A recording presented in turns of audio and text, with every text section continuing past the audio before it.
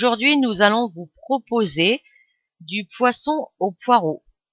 Donc pour cela, nous avons sorti du filet de cabillaud congelé, à peu près 4 ou 5 parts.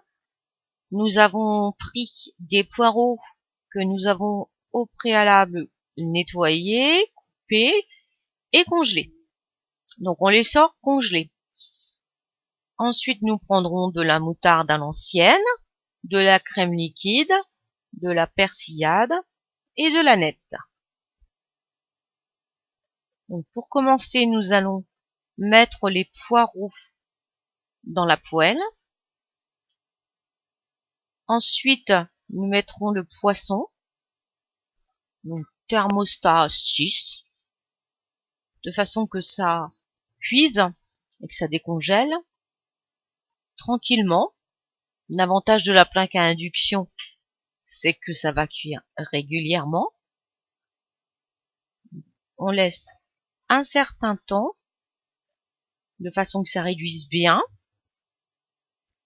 Ensuite, on rajoutera de la moutarde qu'on va mettre sur chaque morceau de poisson. Donc de la moutarde à l'ancienne parce que c'est meilleur au goût et peut-être plus joli aussi. Donc bien étalé sur chaque poisson. On ne met pas de couvercle pour bien laisser l'eau s'évaporer. Faut pas hésiter à mettre de moutarde, faut en mettre une bonne dose.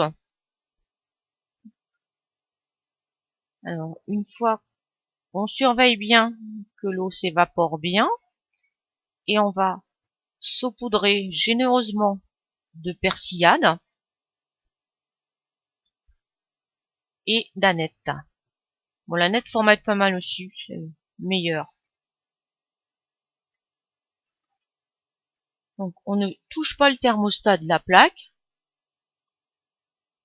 et on attend. En fait, la recette nous demande à peu près une demi-heure de préparation. C'est assez rapide une fois que les ingrédients sont bien prêts. Ensuite, on va rajouter de la crème liquide, donc un petit pot de 20 centilitres. On étale bien partout. On étale bien et on va laisser réduire de façon que les aliments se mélangent bien aussi. De temps en temps, faut pas hésiter à bien tourner le poisson de façon qu'il cuise bien.